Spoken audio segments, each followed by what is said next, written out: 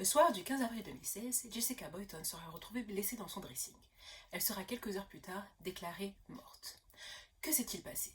Que lui est-il arrivé? Pour le savoir, pose tes grosses ou tes petites faces, et bienvenue dans un nouvel épisode de Crime et Justice.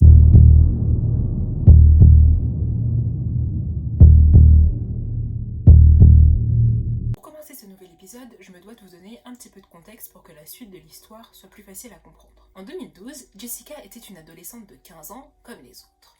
Lors du journée porte ouverte, elle va faire la rencontre de Matthew Boyton, qui va tout de suite flasher sur elle, l'ajouter sur Facebook, et c'est ainsi que leur relation va commencer et les deux vont se mettre en couple. Matthew est décrit comme quelqu'un de très passionné, il était du genre à laisser un post-it avec écrit « Je t'aime », plus un bouquet de fleurs dans le casier de Jessica lorsqu'ils étaient en cours, mais il avait aussi un petit côté contrôlant, donc il avait tendance à dire à Jessica ce qu'elle devait faire et comment elle devait le faire. Malgré ces petits détails dérangeants, la relation suit son cours entre Jessica et Matthew, et quand Jessica était en classe de terminale, donc vers l'âge de 17 ans, elle tombe enceinte de Matthew. Malgré leur jeune âge, ils vont décider de garder l'enfant et vont même concrétiser leur union en se fiançant. Donc Jessica va donner naissance au petit Toylin, et 2 ans après la naissance de son premier enfant, elle va de nouveau donner naissance à Tyler. Et finalement, le couple va finir par se marier le 24 octobre de l'année 2015.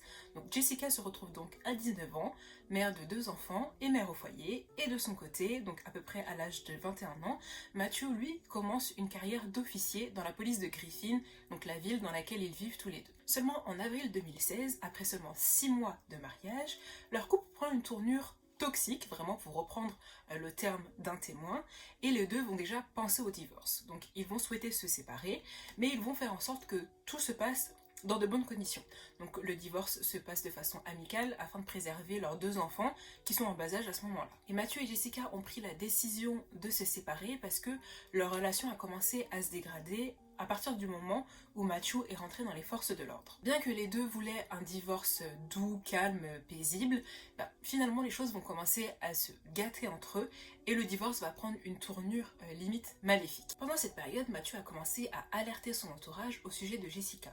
Donc il leur a dit que Jessica devenait physiquement violente avec lui et que ça pouvait arriver régulièrement. De son côté, Jessica a commencé à rédiger ce qu'elle appelle un carnet de divorce, qui était en fait un petit cahier rouge dans lequel elle notait tous les faux pas de Matthew. Donc ses faits et gestes, les moments où il rentrait tard ou les moments où elle pensait qu'il avait une activité suspecte. Et en fait, on a appris que ces deux-là avaient cette attitude vraiment agressive l'un envers l'autre parce qu'ils voulaient tout simplement avoir la garde exclusive de leurs enfants. Donc ils se battaient vraiment pour avoir cette garde, et dans les cas de divorce, on sait bien que c'est le plus mauvais parent, entre guillemets, qui perd la garde de l'enfant. Et à force de chercher la petite bête, Jessica va finir par trouver quelque chose de compromettant contre Matthew, et cette information-là, en fait, lui aurait permis d'obtenir le divorce et la garde exclusive des enfants. Donc Jessica a découvert que Matthew la trompait avec une de ses collègues de travail. Donc c'était une femme qui travaillait dans le centre d'appel d'urgence du 911 dans la ville de Griffin. Et Jessica va malheureusement l'apprendre à ses dépens, mais cette nouvelle va chambouler toute sa vie. Donc la soirée du 15 avril 2016, Jessica va décider de confronter Matthew sur son infidélité. Donc elle s'est rendue compte que Matthew est parti dans la douche avec son téléphone, et elle se doute bien évidemment que c'est pour parler en secret avec sa maîtresse. Donc Jessica rentre en trompe dans la salle de bain, ouvre le rideau de douche et prend le téléphone des mains de Matthew. Donc Matthew sort de la douche et exige que Jessica lui rende son téléphone, et elle lui répond que non, elle ne lui rendra pas son téléphone tant qu'il n'aura pas avoué être infidèle. Et en lui disant ça, elle lui pointe le doigt sur l'épaule vraiment comme ça, genre non, tu vas me dire que t'es infidèle, etc. Donc en gros, elle tape violemment le torse de Matthew avec son doigt. Donc la dispute part vraiment loin et Jessica est hors d'elle. Donc pour se calmer, elle décide de sortir de l'appartement avec ses 2 enfants et de se rendre en fait chez une voisine qui est aussi son amie pour pouvoir apaiser les choses et ne plus avoir Matthew en face d'elle. Et de son côté, Matthew va signaler à un collègue officier que Jessica a encore une fois été physiquement violente. Elle n'a pas apprécié le fait qu'elle lui pointe le torse avec le doigt comme ça. Donc Jessica va rester quelques temps chez sa voisine, et pendant qu'elle est là-bas, Matthew va commencer à lui envoyer des textos en lui disant qu'il faut qu'il se rende au supermarché pour aller acheter du lait pour bébé pour Tyler. Donc Jessica va finalement accepter d'aller au supermarché avec Matthew, bien évidemment c'est pour son enfant, donc il n'y a pas de raison qu'elle refuse vraiment. Et la voisine, d'ailleurs une petite précision sur cette voisine, c'est qu'elle a décidé de conserver son anonymat, donc on ne connaît pas son identité, et pour la suite de la vidéo, je vais continuer à l'appeler la voisine. Donc la voisine s'est montrée très inquiète sur le fait que Jessica retourne dans l'appartement, et elle a bien dit à Jessica, écoute, quand tu reviens du supermarché, tu reviens chez moi parce que Matthew me fait un peu peur. Donc Jessica a accepté de revenir chez sa voisine quand elle en aurait fini au supermarché avec Matthew, mais malheureusement, Jessica n'a jamais pu revenir chez sa voisine. Matthew et Jessica reviennent du supermarché et aux alentours de minuit, Matthew ressort de l'appartement pour aller rejoindre un ami au Waffle House. Et là, la soirée va commencer à prendre une tournure bizarre. Matthew dit que peu de temps après être parti de l'appartement, il va recevoir des messages de suicide de Jessica. Donc dans ces messages, elle aurait écrit « Je n'en peux plus. Prends soin de Tolin et de Tyler, s'il te plaît, dis-leur tous les jours que je les aime. Je souffre depuis trop longtemps et personne ne s'en est rendu compte. Je ne me reconnais plus quand je me regarde dans le miroir. Ce n'est pas la première fois que je pense au suicide. Je t'aime et les garçons aussi. » Affolé, Matthew va contacter le 911 et va demander à ce qu'on envoie une patrouille chez lui. Hey, are you on EMS? Okay. Can you please dispatch a unit out to my location? It's in reference to my wife. She's having suicidal thoughts. She told me to take care of the boys. So I'm trying to hurry up and get back home just to make sure that nothing's going to happen to them. Any weapons inside the house? Just my service weapon. Il va préciser que sa femme lui a envoyé des messages, donc elle a des pensées suicidaires, et il s'inquiète beaucoup parce qu'elle est seule avec ses 2 enfants. Et surtout, il prend bien soin de préciser qu'il y a son arme de service qui se trouve dans le dressing et que cela peut être dangereux. Il dit aussi que de son côté, le temps que la patrouille arrive, lui il se dépêche de revenir à la maison. Donc Matthew va finalement arriver avant la patrouille à son domicile, donc il va rentrer dans l'appartement et constater que Tyler, l'enfant de 8 mois, est en pleurs dans son berceau. Il va avancer et puis il va entendre 2 coups de feu. Il va penser que les coups de feu proviennent du dressing, donc il va courir vers le dressing et essayer d'ouvrir, et là il va se rendre compte que le dressing est verrouillé de l'intérieur. Ni une ni deux, il va paniquer et il va décider de prendre sa radio professionnelle, donc la radio avec laquelle la police passe des appels, et il va sortir de l'appartement. Donc il va appeler des collègues en leur demandant du renfort, en disant qu'il a entendu des coups de feu, qu'il pense que ces coups de feu ont été tirés avec son arme professionnelle, et qu'aussi il a senti une odeur de poudre dans l'appartement. Quelques minutes plus tard, la police arrive sur les lieux et Matthew est complètement paniqué. Il pleure et il n'arrête pas de répéter « J'espère qu'il n'est rien arrivé à mes enfants ». Donc la police va pénétrer dans l'appartement et va s'assurer que les 2 enfants du couple soient sains et saufs. Donc il y a Tyler qui est en pleurs dans son berceau et il y a Tolin qui est en train de dormir profondément. Donc lui, les bruits du coup de feu ou toute la panique ne l'a pas réveillé. Donc les policiers vont suivre les indications de Matthew et vont se diriger directement vers le dressing. Ils vont aussi constater que la porte du dressing est toujours verrouillée, donc ils vont forcer cette porte et quand elle sera ouverte, ils vont découvrir le corps de Jessica. Jessica est allongée sur le sol, la tête posée sur un oreiller maculé de sang. À première vue, elle se serait tiré une balle dans la tête. Alors grande surprise, les officiers vont remarquer que Jessica respire faiblement, mais qu'elle respire toujours, donc qu'elle est encore vivante. Les secours vont prendre le relais et vont prendre Jessica en charge. Donc ils vont essayer de retrouver la blessure dans la tête de Jessica, mais ses cheveux sont tellement remplis de sang qu'il est impossible de retrouver la blessure. Jessica va être transférée à l'hôpital par hélicoptère et les policiers vont commencer à enquêter pour savoir ce qui s'est passé. Donc ils vont relever des preuves et ils vont même retrouver les 2 douilles des balles qui ont été tirées plus tôt. Donc à ce moment-là, tout laisse penser que Jessica a fait une tentative de suicide. Matthew, lui, est dévasté quand il apprend que Jessica est blessée à la tête et qu'elle a sûrement essayé de se suicider. This can't happen, man. She loved me. She told me she loved me, but she did it. Yeah. What are my kids gonna do? Man. Get him home. Donc les policiers vont également prendre la déposition de Matthew et tout ce qu'il raconte et toutes les preuves qu'ils auront retrouvées laissent vraiment penser qu'il s'agit d'un suicide. Sauf que le problème, c'est que l'histoire n'a pas l'air si évidente que Matthew veut le laisser entendre. Et quand on regarde de plus près, le suicide de Jessica ressemble plutôt à une mise en scène. Déjà, un détail qui fait tilt dans cette histoire, c'est que Matthew a laissé une femme suicidaire avec ses 2 enfants. Matthew, quand il est revenu dans l'appartement après avoir reçu les messages de Jessica, a regardé, a vu que Tyler était en pleurs et ensuite il a entendu les 2 coups de feu. Sauf que lui, pris de panique il est parti et jamais il s'est dit bon bah faut que je sorte mes enfants de là parce que peut-être qu'elle peut retourner l'arme contre mes enfants.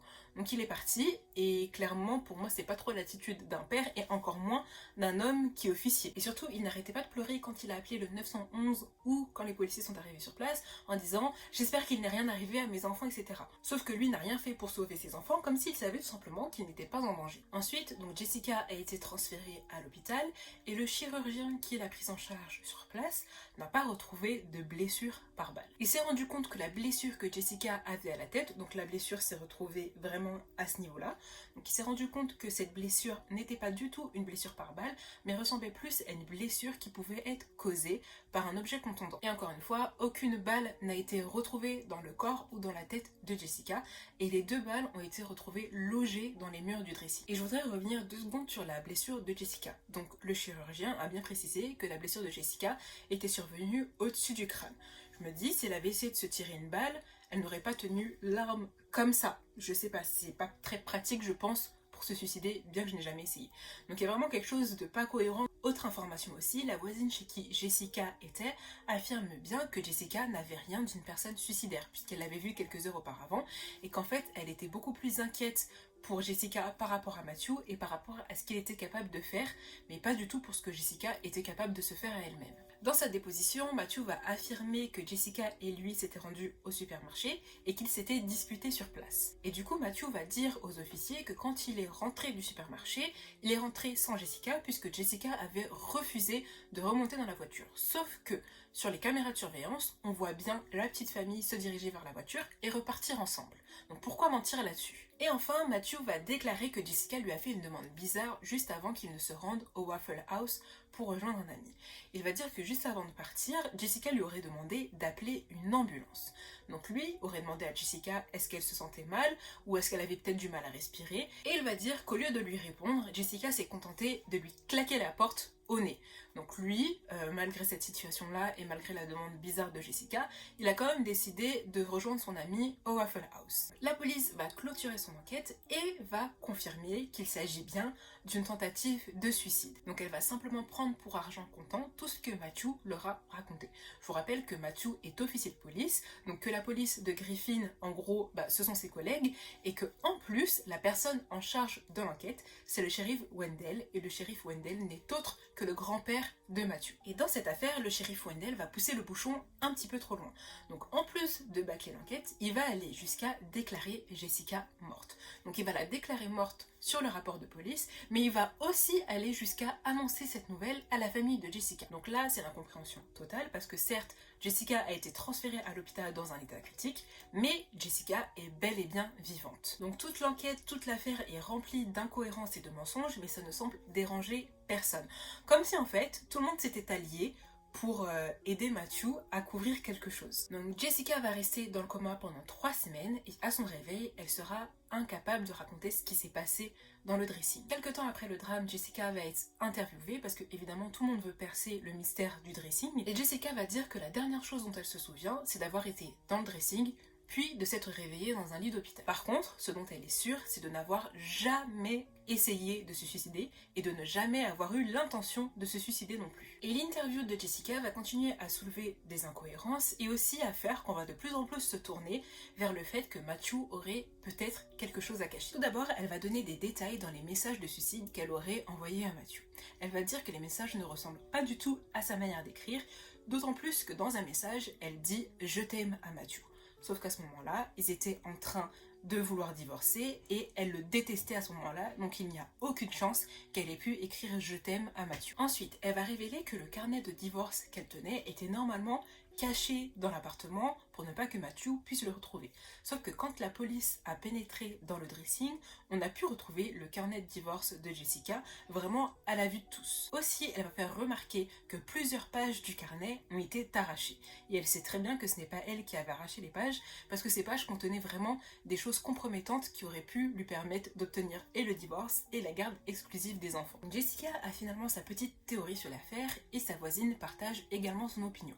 Donc les les deux femmes pensent qu'en réalité, Matthew aurait agressé Jessica le soir du 15 avril 2016. Donc ils se seraient disputés, que la dispute aurait mal tourné. Jessica pense que la raison pour laquelle ils se sont disputés ce soir-là, c'est que Matthew aurait mis la main sur son carnet de divorce. Il aurait trouvé le carnet, l'aurait consulté et aurait vu qu'elle notait tous ses faits et gestes et que tout ce qu'il avait écrit dessus pouvait jouer en sa défaveur lors du divorce. Donc Matthew aurait découvert ça et là, ils se seraient disputés et la dispute aurait mal tourné. D'autant plus que, je vous le rappelle, des pages ont été arrachées dans le carnet et on sait tous que ce n'est pas Jessica qui aurait pu arracher ces pages puisqu'elle avait besoin de ces informations-là. Donc voilà, tous ces éléments font que le couple s'est sûrement disputé et que la dispute a mal tourné, que Matthew aurait blessé Jessica, peut-être accidentellement, mais que du coup il ne voulait pas assumer cet acte-là et qu'il a tout fait pour le couvrir et que pour ça il a eu l'aide de la police de Griffin. Et il y a aussi d'autres éléments qui vont pouvoir nous aider à confirmer cette thèse-là. À l'aide des caméras de surveillance, on a pu constater que Jessica et Matthew sont revenus du supermarché aux alentours de 23h. Et déjà, à cette heure-là, Jessica ne répondait plus aux messages de sa voisine. Donc je vous rappelle qu'elle était censée retourner chez sa voisine après les courses. Donc sa voisine a essayé de la contacter et Jessica ne répondait plus aux messages comme si il lui était déjà arrivé quelque chose. Aussi, la police n'a fait aucun prélèvement pendant l'enquête. Donc par exemple, ils n'ont pas fait de prélèvement sur les mains de Jessica pour voir si c'est vraiment elle qui avait tiré avec l'arme et si elle avait des traces de poudre sur les mains. Idem pour Matthew, on n'a pas fait de prélèvement sur ses mains et on n'a pas non plus fait de prélèvement sur ses vêtements.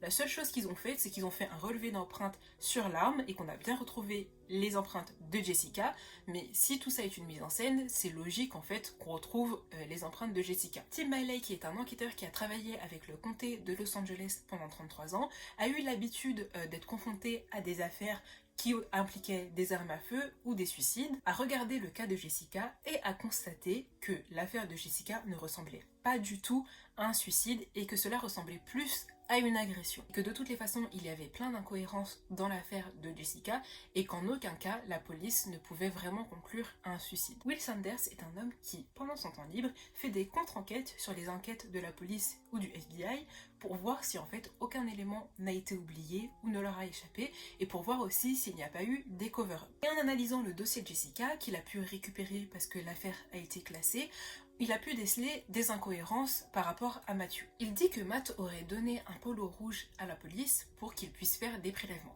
Déjà de 1, ces prélèvements n'ont jamais été faits, mais aussi le polo que Matthew a donné n'est pas le même qu'il portait quand il est parti au Walmart. Et personne ne lui a demandé pourquoi il s'est changé entre-temps. Au moment où Matthew a appelé le 911 pour la première fois pour signaler les pensées suicidaires de sa femme, il était en train d'envoyer des textos à sa maîtresse. Aussi, lors du second appel, donc l'appel qu'il a passé avec la radio après les coups de feu, Matthew était également en train d'envoyer des messages à sa maîtresse. La scène de crime va montrer que le téléphone de Matthew est resté sur le comptoir de la cuisine. Matthew, lui, va confirmer qu'il n'a pas réutilisé son téléphone et que de toutes les façons, c'est pour ça qu'il avait appelé avec la radio professionnelle. Sauf que précédemment, on a vu grâce à Will Sanders que Matthew était en train d'envoyer des textos avec son téléphone à sa maîtresse. Donc il dit qu'il est passé furtivement dans l'appartement et qu'il n'a même pas eu le temps de reprendre son téléphone, alors qu'en fait il avait effectivement le téléphone dans les mains. Pour finir avec les éléments soulevés par Will Sanders, les voisins, eux, témoignent et disent avoir entendu les coups de feu sur les coups de 23h. Matthew, lui, dit qu'il a entendu les coups de feu vers 1h du matin au moment où il est rentré du Waffle House. Donc ça laisse un écart de 2 heures entre les deux déclarations et c'est dans ces 2 heures, je pense que Matthew a plutôt consacré ce temps-là pour essayer de maquiller son crime. Autre chose aussi, la journaliste qui a interviewé Jessica dans cette affaire a mené toute une enquête. Donc pour cette enquête, elle se trouvait dans la ville de Griffin. Le hasard a fait que cette journaliste a croisé Matthew au centre-ville pendant qu'il était en service. Donc son âme de journaliste a fait qu'elle a essayé de l'interroger. Donc elle est allée vers Matthew en lui parlant du cas de Jessica et Matthew a catégoriquement refusé de lui répondre. Et quelques heures à peine après ça, donc après que la journaliste ait essayé d'interviewer Matthew, la journaliste a reçu un mail de menace anonyme lui demandant de quitter la ville. Bien évidemment, ils ont essayé de retracer cet email, mais ils se sont vite rendus compte qu'il avait été envoyé sur un serveur anonyme. Et je trouve qu'en fait, cette affaire, elle fait vachement penser à l'affaire de Rhonda Reynolds. Donc Rhonda Reynolds, c'est une femme qui a été retrouvée morte dans son dressing, elle s'était tiré une balle dans la tête et son mari faisait aussi partie des forces de l'ordre. Et en fait, l'entourage de Rhonda disait qu'elle n'était pas suicidaire et qu'elle n'aurait jamais pu se suicider. Donc la mère de Rhonda aura enquêté pendant 11 ans et aura finalement réussi à faire éclater la vérité, donc comme quoi c'était le mari de Rhonda qui l'avait tuée et que toute l'affaire n'était qu'un cover-up. La solution pour résoudre cette affaire, ce serait que Jessica retrouve la mémoire ou que la police ouvre une réelle enquête. Mais à ce jour, l'enquête n'a pas été réouverte et Jessica est toujours déclarée morte sur le rapport de police. Alors, selon vous, qu'est-ce qui s'est passé dans le dressing le soir du fameux 15 avril 2016? N'hésitez pas à partager en commentaire votre théorie si vous en avez une. N'hésitez pas à liker, partager cette vidéo, vous abonner à la chaîne. Et moi, je vous dis à bientôt. Ciao!